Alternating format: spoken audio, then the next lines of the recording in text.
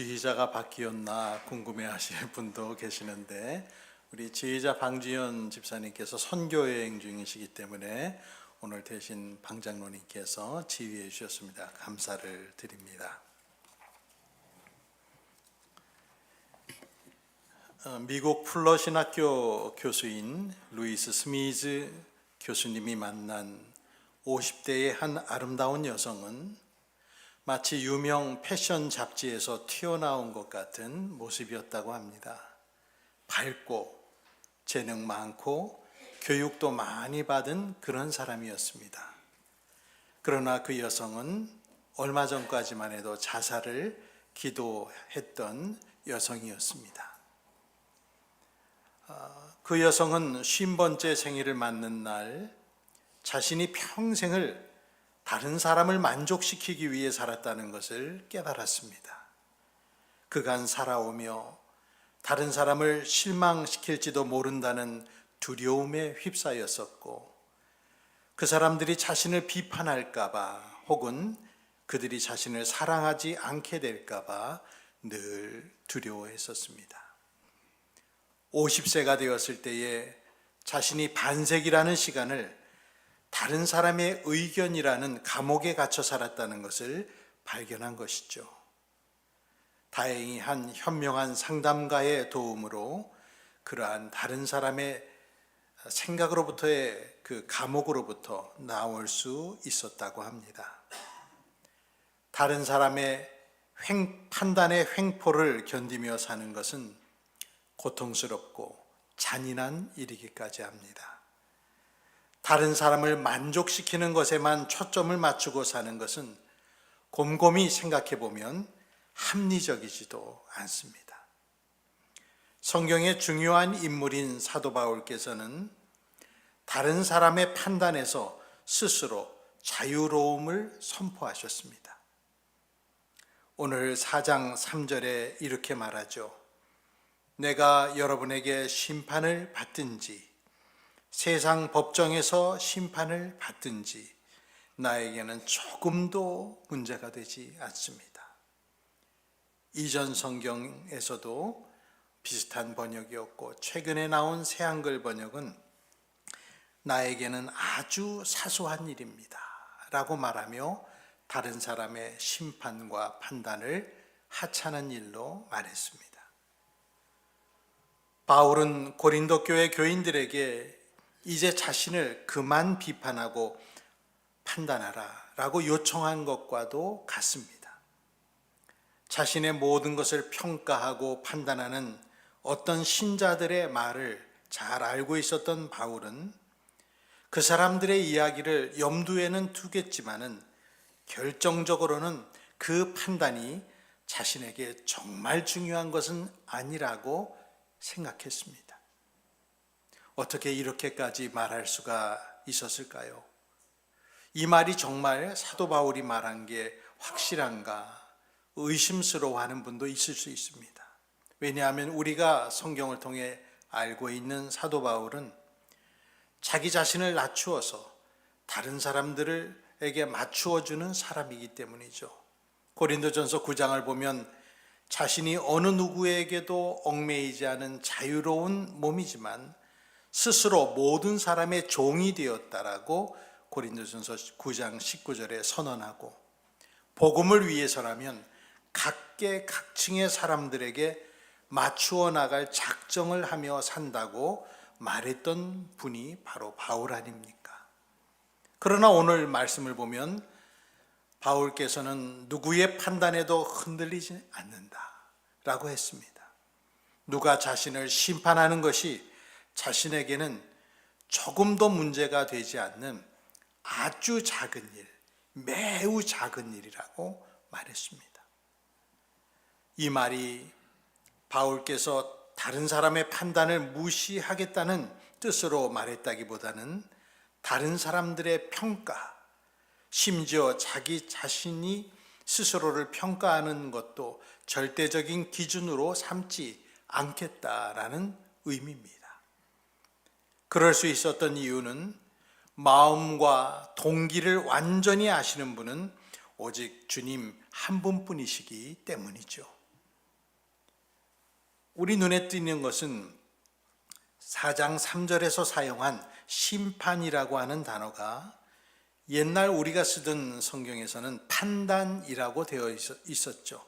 그러니까 판단받는 것, 다른 사람에 의하여 판단받는 것. 과거에는 판단이라고 번역했었고 지금은 심판이라고 이 단어가 바뀐 성경 구절은 그럼 어느 게 더 올바른 번역일까요? 성경이 적혀진 헬라어 원문의 단어는 법정적인 의미의 뉘앙스를 갖고 있는 단어입니다. 그래서 성경 번역자들은 원문의 뉘앙스 그대로 심판으로 바꿔서 이제는 번역했습니다. 사람들은 누군가를 심판하기 좋아하죠. 심판한다는 것은 단순한 분별을 넘어서 그 말 속에는 죄의 유무에 대한 평가와 정죄적인 요소를 포함한 것이 심판입니다. 법정에서 쓰는 말 그대로 재판관이 되려고 하는 것이죠. 바울은 자신을 하나님의 일을 맡은 청지기, 관리인으로 1절에 이야기했습니다. 그리고 그 관리인에게 요구되는 것은 신실성이다. 맡은 자에게 구할 것은 충성이라는 그 뜻. 그리고 그 관리인을 평가하는 분은 오직 누구다? 오직 주인 되시는 하나님뿐이다 라고 주장했습니다. 사람들이 자기의 심판자가 아님을 분명히 한 것입니다. 4절 후반절을 보면 나를 심판하시는 분은 주님이시다. 주님이십니다. 바울이 다른 사람의 판단 혹은 비판, 나아가 심판에 이르는 행동을 큰 문제로 여기지 아니하고 작은 일로 여긴 것은 바울이 교만해서가 아니라 바울의 시선이 오직 주인의 평가에 고정되어 있었기 때문입니다. 바울은 고린도 교회를 세우고 사람들을 주님께 이끌면서 18개월, 1년 반의 기간을 이 고린도 교회에 머물며 목회하면서 그리고 또 자신이 그 교회를 떠난 이후에도 성도들의 여러 가지 평가와 판단을 받았습니다. 대표적인 게 뭐냐면 바울은 말주변이 없다. 이것이 교인들 중에 일부의 바울을 좋아하지 않는 이유였습니다. 바울의 편지는 좀 무게가 있고 힘이 있지만 직접 대하면 이 약하고 말주변이 변변치 않다. 이것이 고린도후서 10장 10절에 기록된 바울에 대해서 평가하는 사람의 의견이었습니다. 우리는 생각하기를 바울이 가르치는 스타일이 화려하거나 철학적이지 않았기 때문에 이런 말들이 나오지 않았겠는가. 왜냐하면 당시에는 헬라의 수사학을 굉장히 중요시 여겼던 시대고 고린도라는 대도시의 사람들은 특별히 그 수사학을 중요하게 여겼는데 그들이 볼 때 말주변이 없다 여겨진 것이죠. 또 바울의 사도권을 의심했습니다. 사도라면 왜 다른 사도들처럼 아내를 데리고 다니지 않는가? 그리고 사도라면 왜 생활비를 스스로 마련해서 선교 여행을 다니는가? 예루살렘의 12사도들처럼 정통성은 없는 사람 같다. 이런 판단을 받았습니다. 그리고 세 번째로 외모가 초라하고 카리스마가 없다라는 것도 바울에 대한 평가였습니다. 몸으로 대할 때 약하다라고 하는 그 말이 세상적 기준으로 바울을 평가한 것이죠. 바울은 실제 대면했을 때 외모나 그야말로 인상적이지 않았던 것 같습니다. 존재감이나 카리스마, 권위가 약해 보였던 것 같습니다. 네 번째로 고린도 교인들 중에 일부는 재정 문제로 바울을 의심했습니다. 바울이 헌금을 직접 받진 않았지만은 배후에서 이득을 취한다는 의심을 부당하게 했습니다. 다섯 번째로 바울의 고난받는 모습이 사도답지 않다라고 생각을 했습니다. 고린도 교회 교인 중에 일부는 사도라면은 왜 자꾸 고난을 당하는가? 왜 입을 열면 자꾸 약함을 강조하는가? 기적이나 권세나 영광을 보여주지 못하는가? 그런 불만을 가졌죠. 바울은 이에 대해서 내 은혜가 너에게 족하다, 약할 때 강하니라 라고 하는 하나님의 응답의 말씀을 고린도서 12장에서 인용하여 답했습니다. 그 외에도 바울이 변덕스럽다, 왜 교회를 방문한다 그러고도 방문하지 않는 계획을 변경하느냐, 가르침에 일관성이 없다, 이렇게 비방한 사람들도 있었습니다. 바울이 이러한 다양한 비난을 받았지만 자신이 누구에게 속했는가를 알았기 때문에 무너지지 않았습니다. 보통의 사람들 같았으면 관두겠다, 내가 무슨 영화를 보려고 저런 말을 들으면서 내가 이 직을 계속하는가, 아마 이런 마음을 먹고 10번은 그만두었을 것 같습니다. 그러나 바울은 사람의 기준이 아닌 하나님의 평가만이 자신에게 기준이었기 때문에 그들의 말에 쉽게 요동하지 않았습니다. 저와 여러분들의 주변에는 늘 비판자들이 있습니다. 좋은 의미로 비평가라고 합시다. 우리를 평가하고 재보고 자신들의 기준에 맞춰서 판단하고 나의 삶에 대해서 심판을 내리는 사람들. 그 사람들은 우리를 좋아할 수도 있고요, 싫어할 수도 있습니다. 우리를 보고 너무 보수적이라 말할 수 있고, 너무 진보적이라 말할 수 있고, 너무 느긋하다라고 평가할 수도 있고, 너무 반대로 조급하다라고도 말할 수 있고, 너무 어린아이 같다라고 말할 수도 있고, 그 말들은 맞을 수도 있고 틀릴 수도 있습니다. 자기들의 가치 기준에 비추어 보면은 모든 게 다 비판의 대상이 됩니다. 우리는 비판자 없는, 심판자 없는 세상에서 살기는 어려울 것 같습니다. 이 생에서 어딜 가나 있기 때문에 우리가 비판자 없는 곳을 발견하기는 파라다이스를 발견하는 것처럼 어려울 듯 싶습니다. 내 가족을 포함한 이웃, 나에게 큰 관심을 가진 그 이웃이 우리들을, 나 자신을 사사건건 비판하는 것은 그 사람들이 나를 사랑하는 애정을 생각하여 이해하려고 해도 견디기 힘듭니다. 그뿐 아니라 외부가 아닌 나 자신도 심판자이기는 마찬가지입니다. 때로는 굉장히 관대하지만 어느 순간에는 최악의 심판자가 되는 게 바로 내 자신입니다.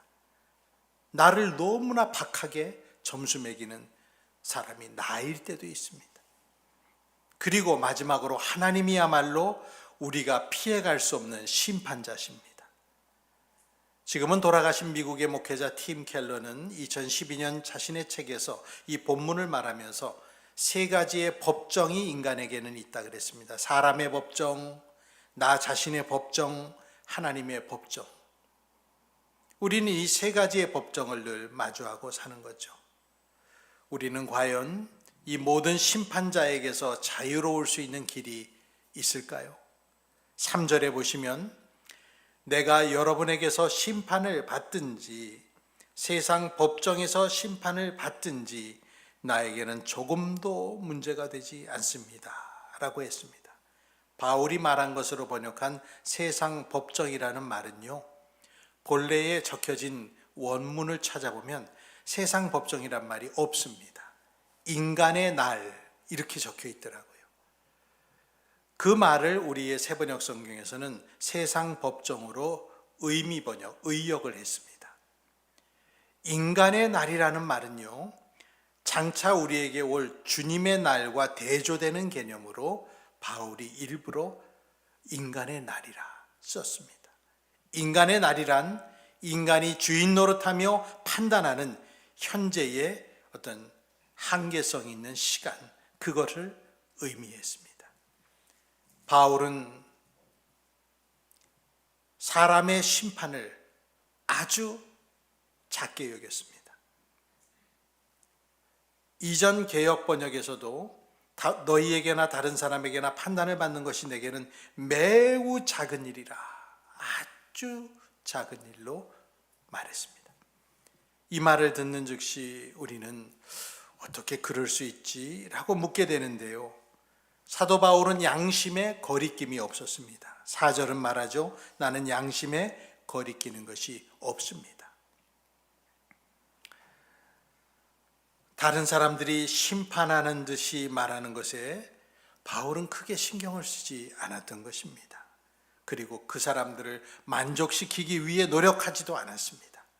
다른 사람들의 비판을 자기 행동의 기준으로 삼았다면 자기가 파멸당할 것임을 바울은 알았기 때문이죠. 대신 스스로 자유를 선언했습니다. 나에게는 조금도 문제가 되지 않습니다. 우리 모두도 사도 바울처럼 타인의 평가에 자유해야 됩니다. 19세기 대설교자 스펄전은 말씀하기를 인간의 칭찬과 비난은 바람처럼 변하고 얕다, 그렇게 말했습니다. 이 말은 변함없는 진리가 아닐까 생각합니다. 바울에게 다른 사람들의 심판은 행동의 기준이 될 수 없었습니다. 여러분도 마찬가지지만 저도 그동안 이 땅에서 목격한 것이 사람들의 존경을 받고 칭송을 받는 일이 얼마나 쉽게 변하는가, 그걸 우리는 봤습니다. 한때 그 시절에는 호평받던 인물들이 세월이 지나가며 꼭 그렇지 않다라는 것을 확인하게 됐고, 대단한 것 같았던 일들과 말들이 시간이 지나서 퇴색하고 평가가 완전히 바뀌는 것도 자주 봤습니다. 사람들의 칭찬과 비난은 바람 같습니다. 대신 여러분들의 삶에서 주어진 일에 최선을 다하고 양심에 어긋나는 행동을 하지 않는다는 확신이 들 때, 그리고 여러분이 기도할 때, 그리고 힘든 결정을 내리기 위해 심사숙고할 때, 그리고 마침내 그 결정을 내렸을 때 다른 사람들이 뭐라 하건 스스로 자유한 영으로 그 결정을 밀고 나갈 때 우리는 그리스도인의 소중한 자유를 누리게 되는 것입니다. 성경은 말합니다. 잠언 29장 25절에 사람을 두려워하면 올무에 걸리고 주님을 의지하면 안전하다. 여러분 믿으시길 축복합니다. 사람을 두려워하면 반드시 올무에 걸립니다. 바울은 평소 사람들의 인정을 받으려는 인기 영합주의를 주의했습니다. 그 증거가 갈라디아 1장 10절에 나와 있는데 같이 읽어볼까요? 내가 지금 사람들의 마음을 기쁘게 하려 하고 있습니까? 아니면 하나님의 마음을 기쁘게 해드리려고 하고 있습니까? 아니면 사람의 환심을 사려고 하고 있습니까? 내가 아직도 사람의 환심을 사려 하고 있다면 나는 그리스도의 종이 아닙니다. 하나님만 기쁘시게 하려는 의도. 하나님의 판단보다 사람들의 평가에 목을 매면 다른 사람들의 말에 지나치게 휘둘리고 그들의 말 때문에 전전긍긍하게 되어 있습니다. 그러면서 여러분이 가진 행복은 사라지고 고통과 긴장의 시간이 펼쳐집니다. 여러분, 다른 사람들의 비판에 귀 기울이는 것은 필요합니다. 하지만 그런 말들에 사로잡혀서 휘둘리며 살 것인지, 내가 주도적으로 살 것인지를 판단하는 주체는 결국 나여야 합니다. 바울이 만약에 당시에 사람들의 말을 따라서 자기의 사역의 방향과 내용을 결정했다면 바울은 주님께서 기뻐하시는 일을 제대로 할 수가 없었을 것이고 갈짓자 행보를 하면서 일관성 없는 사역으로 끝마쳤을 것입니다. 아버지와 아들이 당나귀를 끌고 길을 갑니다. 도중에 어떤 사람을 만났는데 그 사람이 당나귀를 끌고 가는 아버지와 아들을 향해 말하죠. 아니, 당나귀를 옆에 두고 걸어가다니 참 어리석은 사람들이네. 그래서 그 말을 들은 아버지와 아들은 둘이 다 당나귀에 올라탔습니다. 그렇게 유유히 길을 가고 있는데 두 번째 만난 사람이 말하죠. 덩치도 크지 않은 당나귀에 두 사람이 올라타 있는 것은 아무리 짐승이라 해도 너무 잔인하게 대하는군요. 그래서 그 말을 듣고 이번에는 아들을 내려놓았습니다. 아버지만 타고 갑니다. 가다 보니 세 번째 사람을 만났는데 그 사람이 아버지를 나무라죠. 참 너무하시네요. 어린 아들은 걸어가게 하고 아버지 혼자 당나귀를 타고 가다니 참 너무합니다. 들어보니 그 말도 맞는 것 같아서 이번에는 아버지가 내리고 아들이 올라탑니다. 길을 가다 또 다른 사람을 만나는데 이번에는 아들을 나무랍니다. 아무리 그래도 그렇지 아버지는 걸어가게 하고 어린 것이 버젓이 거길 타고 가다니 불효가 막심하구나. 그 말도 맞았습니다. 결국 아버지와 아들은 내려서 당나귀를 들쳐업고 갔다. 그렇게 얘기가 돼 있는데 제 생각에 들쳐업고 갈 수는 없는데 끌고 갔겠지 이런 생각을 했습니다. 세상의 소리에 귀를 기울이면 인생은 갈지자로 걸어가게 돼 있습니다. 여러분은 누구를 만족시키기 위해 오늘을 살고 있습니까? 어떤 사람의 비판이 여러분을 우울하게 하고 또 죄책감을 느끼게 합니까? 누구의 판단이 여러분을 불안하게 하고 떨게 합니까? 그 존재가 누구든 이제 우리는 거기에서 벗어나 자유로워져야 됩니다. 그 사람이 하나님보다 앞설 때 우리의 제자됨을 가로막습니다. 누가복음 14장 26절은 이렇게 주님의 말씀을 기록했는데 누구든지 내게로 오는 사람은 자기 아버지나 어머니나 아내나 자식이나 형제나 자매뿐만 아니라 심지어 자기 목숨까지도 미워하지 않으면 내 제자가 될 수 없다. 아버지나 어머니, 아내나 자식, 형제나 자매가 우리의 인생을 대신 살아줄 수는 없습니다. 바울은 사람의 인정을 받으려는 생각을 경계해야 한다고 말함과 동시에 자기 스스로를 과신하는 자기 중심주의도 경계했습니다. 3절을 보시면 바울은 나도 나 자신을 심판하지 않습니다라고 말했는데 그렇다고 해서 자신이 무죄하고 의롭다는 뜻은 아니라는 것을 이어지는 4절에 설명했습니다.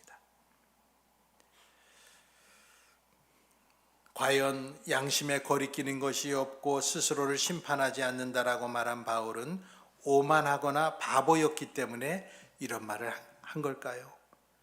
물론 세상에는 자기 양심을 속이고 사는 사람이 있습니다. 죄를 지으면서도 스스로에게 면죄부를 주고 합리화하여 핑계로 일관하며 사는 사람들 얼마나 많습니까?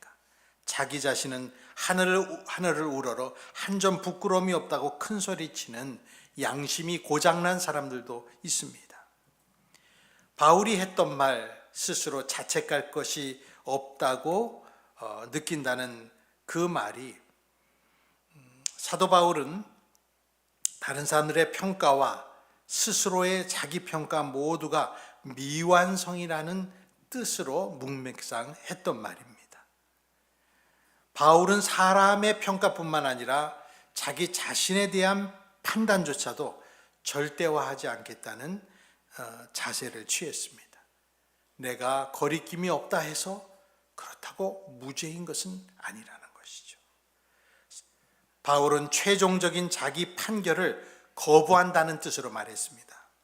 바울은 자신을 점검하는 행위 자체를 부정한 사람은 아닙니다. 오히려 고린도 후서 13장 5절에 보면 자기를 시험해보라. 믿음이 있는지 없는지 스스로를 시험해보라는 말도 했습니다. 그리고 오늘 본문 말씀에서는 내 자신이 최종적으로 무죄 혹은 유죄라고 판결하는 위치에 서지 않겠습니다라고 했습니다. 그 자리는 오직 하나님만의 자리이기 때문이죠. 그리스도 예수께서 우리들에게 주신 복은 우리의 부족과 허물 앞에서도 허물이 있음에도 불구하고 예수님으로 인해 행복을 누리는 게 저와 여러분이 부여받은 복입니다. 그것을 잘 보여주는 요한일서 3장 20절에서 22절의 말씀을 제가 읽어드리면 우리가 마음에 가책을 받는다 하더라도 우리는 그러한 확신을 가지게 될 것입니다. 하나님은 우리 마음보다 크신 분이시고 또 모든 것을 알고 계시기 때문입니다. 사랑하는 여러분, 우리가 마음의 가책을 받지 않으면 우리는 하나님 앞에서 담대함을 가지고 있는 것이요, 우리가 구하는 것은 무엇이든지 하나님께서 받을 것입니다. 우리가 하나님의 계명을 지키고 하나님께서 기뻐하시는 일을 하기 때문입니다. 그래서 이 말씀을 보면 마음의 가책을 받더라도 혹은 받지 않더라도 그리스도인은 예수님의 은혜 때문에 흔들리지 말아야 됩니다. 은혜를 주신 하나님은 그러한 인간 존재의 불완전 상태 모두를 다 감싸 안으시는 분이기 때문이죠. 그래서 요한일서 3장 20절에 그렇게 말한 것이죠. 하나님은 우리 마음보다 크신 분이시고 또 모든 것을 알고 계시기 때문이다. 우리의 마음보다 훨씬 크신 분, 자기를 비판하는 엄격한 자기 안의 심판자 앞에서 웃을 수 있으려면 우리 모두는 은혜가 필요합니다. 주님은 여러분을 모든 죄에서 불러내어 자녀의 자리로 불러주신 은혜롭기 그지없는 분이십니다. 그 은혜를 신뢰하고 비판자들, 심판자들의 혀 앞에서 여러분 자유하십시오. 오늘 말씀 5절에서 바울은 자신이 말한 취지의 소결론을 그러므로라는 접속사를 사용하면서 성도들에게 권면했는데 4장 5절 말씀입니다. 같이, 그러므로 여러분은 주님께서 오실 때까지는 아무것도 미리 심판하지 마십시오. 주님께서는 어둠 속에 감추인 것들을 환히 나타내시며 마음속의 생각을 드러내실 것입니다.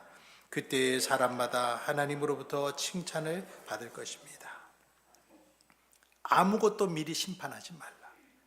최종적인 심판을 하실 하나님은 그 어떤 것도 어둠 속에 묻혀두게 하지 않으시고 다 밝히 드러낼 뿐이시고 사람들의 마음속 생각까지 다 드러내신다. 그리고 그때에 사람마다 하나님으로부터 칭찬을 받게 될 것이다. 이렇게 말했습니다. 그 칭찬을 받기 위해선 저나 여러분 우리 모두가 미리 심판자로 살지 말아야 됩니다. 어떤 사람들, 아니 많은 대부분의 사람들은 가장 높고 크게 여겨야 하는 진정한 심판자 하나님을 마치 없는 것처럼 무시하고 삽니다. 그러나 하나님은 그런 사람을 시편 14편 1절에 어리석은 사람은 마음속으로 하나님이 없다 하는구나 라고 하시며 정죄하셨습니다. 은혜를 입은 우리들 주님의 자녀들은 하나님을 무시하며 살아가는 모습이 아니라 완전한 심판자 하나님을 알아가면서 베푸신 은혜 가운데 자유함을 얻고 살아가야 됩니다. 이것이 바울이 오해를 무릅쓰고 고린도 교인들에게 심판에 대해서 말한 이유입니다.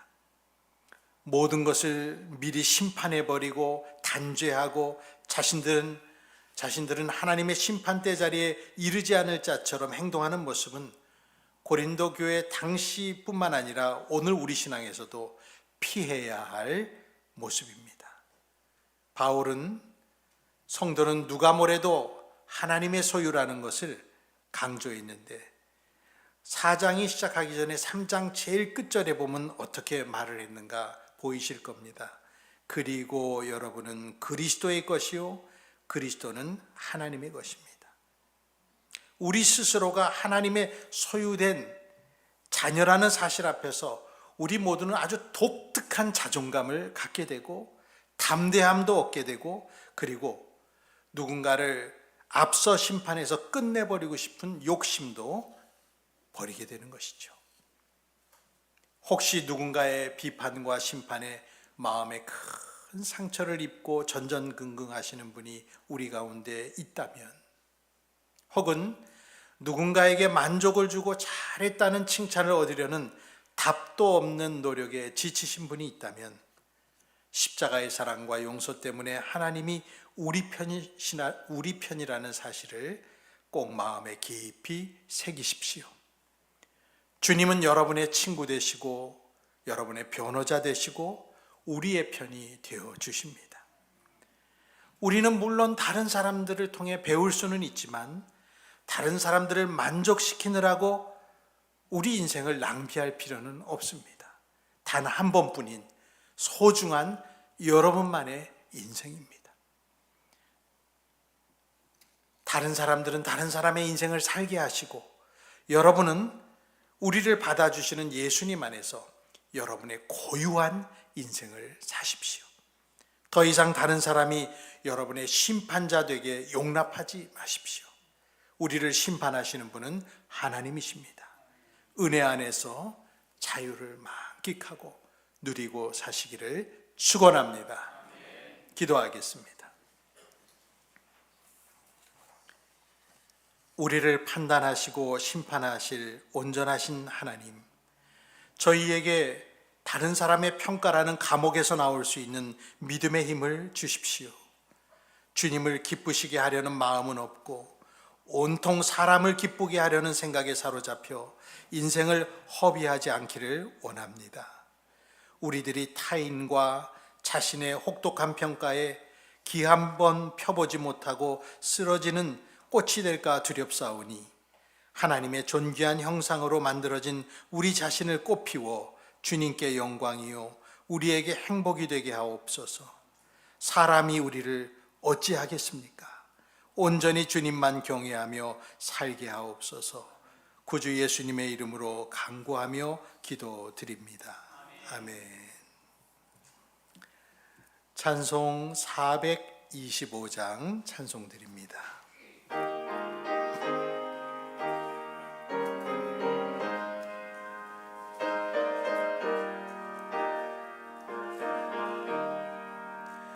주님의 뜻을 이루소서. 고요한 중에 기다리니 진흙과 같은 날 빚으사 주님의 영상 만드소서. 주님의 뜻을 이루소서. 주님 발 앞에 엎드리니 나의 맘속을 살피시사 눈보다 이게 하옵소서. 주님의 뜻을 이루소서. 병들어 몸이 피곤할 때 권능의 손을 내게 펴서 강건케 하여 주옵소서. 주님의 뜻을 이루소서. 온전히 나를 주장하사 주님과 함께 동행함을 만민이 알게 하옵소서. 아멘. 기도합니다. 이제는 우리 구주 예수 그리스도의 은혜와 하나님 아버지의 크신 사랑과 성령님의 은총이 다른 사람을 만족시키고 다른 사람의 판단의 말에 좌우되며 살지 않기를 바라며, 오직 나의 유일한 심판자 되시는 하나님 앞에 서는 날을 바라며, 오늘도 겸허히 미리 심판하는 것을 그치고 주님만을 따르기를 원하며 돌아가는 성도들 위해 영원토록 함께 있을지어다. 아멘.